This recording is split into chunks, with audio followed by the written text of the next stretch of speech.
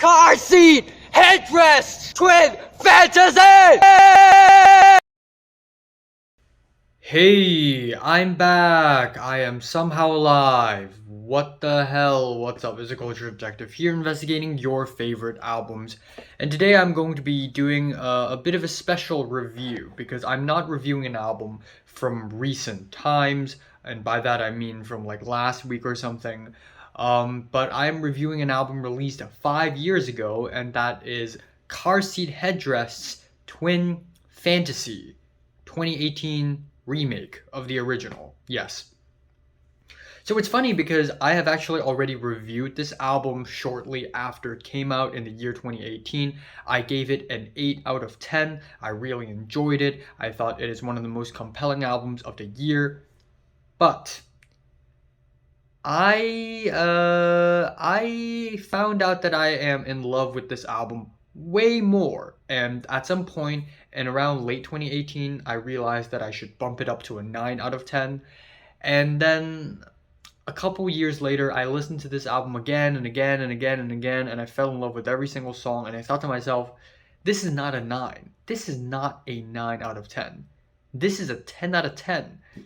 So I've been waiting very, very long to re-review this album in 2023, and I wanted to review it exactly 5 years after its release, and apparently it's supposed to be February 18th of 2023, and I completely forgot about that. So let's just pretend that today is February 18th, and it's been exactly 5 years since the release of this album, and now I'm going to talk about Twin Fantasy 5 years later. Now, all of you know that Twin Fantasy is actually Face to Face is actually a remake of the original Twin Fantasy by Car Seat Headrest, and it is released in 2011. And it has fantastic songwriting and fantastic melodies, but the issue is that it sounds like it's recorded and mixed and mastered with a potato. So obviously a remake is long overdue. Usually I'm not a fan of remakes, especially album remakes. I don't really see the point of that. But given how amazing this album would have been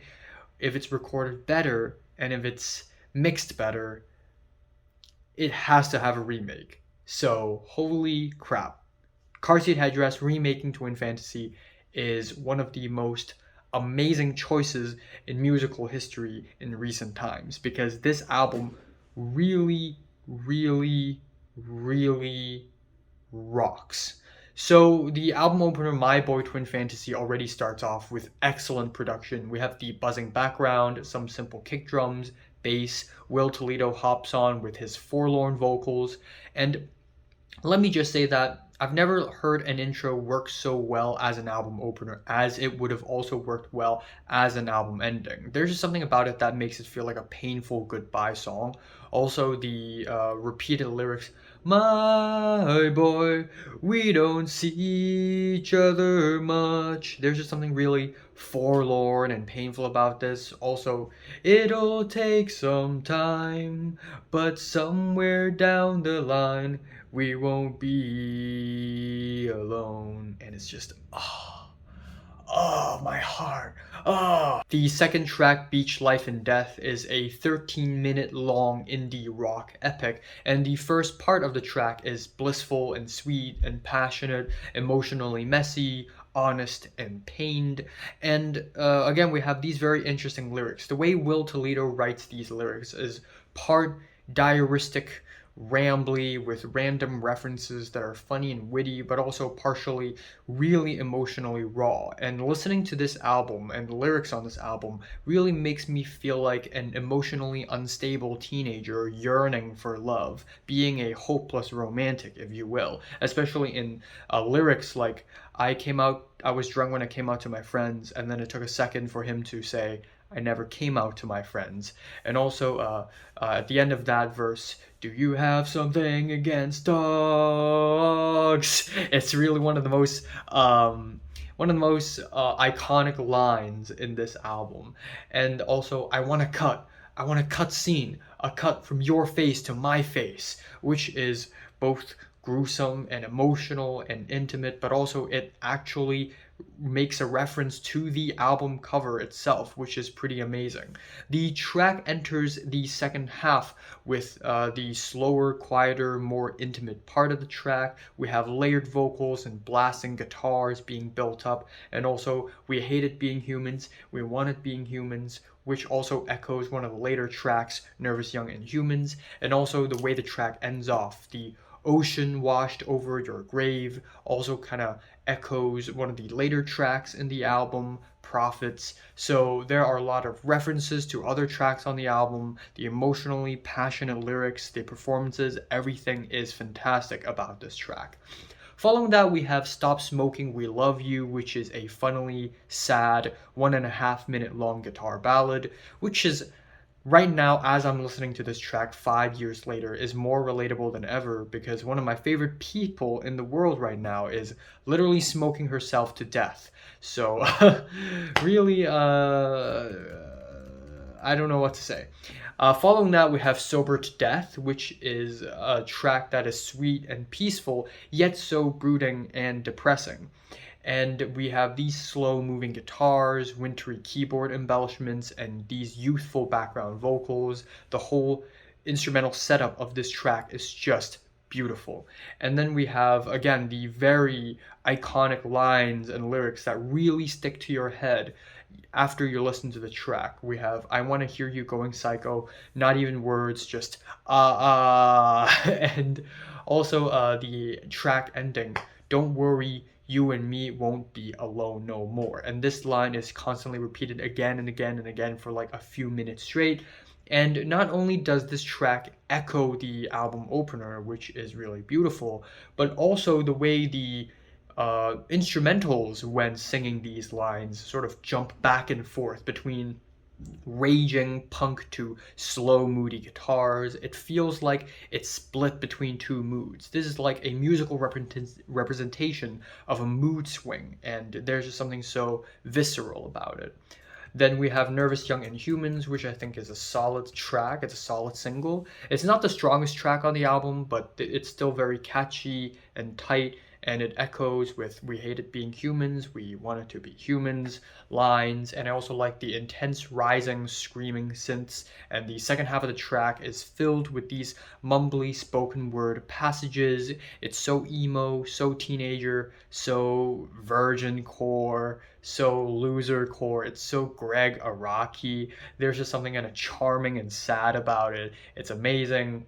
And then we have Bodies, which is a fun, groovy banger that is almost 7 minutes long with the cycling sequenced pumping beats, the shrill guitars, and also Will Toledo sort of breaking the fourth wall, asking the listeners, is it the chorus yet?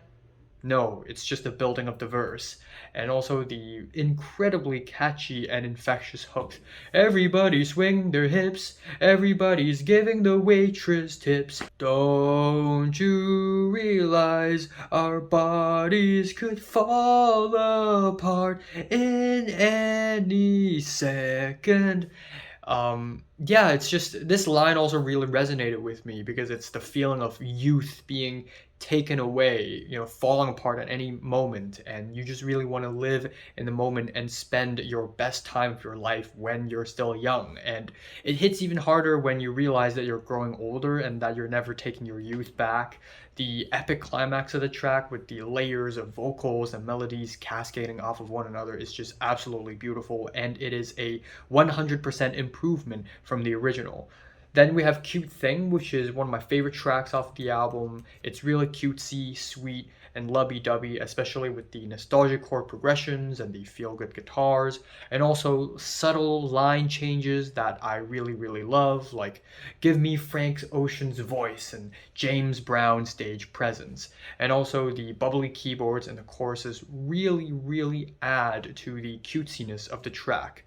Then, of course, after something so fun and beautiful, we immediately crash down to the most depressing moment on the album, High to Death, with the reverby vocals and the dejected guitars. It really create a sense of high, but also pure sadness. And I also really like how Car Seat Headrest expanded this track from 5.5 minutes long to 7.5 minutes long, really giving this track space to breathe, for the sadness to ooze. And also, in the middle of the track, we have Keep Smoking, We Love You, which of course is a reference to Stop Smoking, We Love You, which is again shows the emotional instability of the main character of the track and the album, but also just the uncertainty of what you really mean and what you really say, how complicated your feelings are, and sort of the insecurity of expressing the truth. It's just all there. It's awesome.